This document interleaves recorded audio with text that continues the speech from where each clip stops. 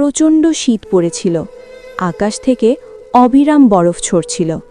একটি ট্রাক পাহাড়ি রাস্তা দিয়ে যাওয়ার সময় ভেতর থেকে একটি ডিম বরফের ওপর পড়ে যায়।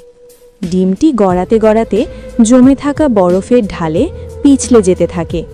ঠান্ডায় ডিমটি প্রায় জমে যাচ্ছিল।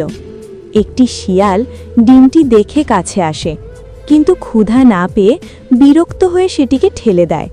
ডিমটি আবার গড়িয়ে যায় গভীর বনের দিকে। সেখানে একটি বুড়ো নেকড়ে আগুনের পাশে বসেছিল। নেকড়েটি ডিমটি দেখে অবাক হয়। সে ডিমটিকে আগুনের কাছে রাখে, নিজের লেজ দিয়ে ঢেকে দেয়। রাতের পর রাত সে ডিমটিকে পাহারা দেয়। শীত ধীরে ধীরে কেটে যায়। বরফ গলে সবুজ ঘাস বেরিয়ে আসে। এক সকালে ডিমটি ফেটে যায়। ভেতর থেকে বেরিয়ে আসে একটি ছোট্ট ড্র্যাগন। নেকড়েটি তাকে নিজের সন্তানের মতো আগলে রাখে। ড্র্যাগনটি ধীরে ধীরে বড় হতে থাকে।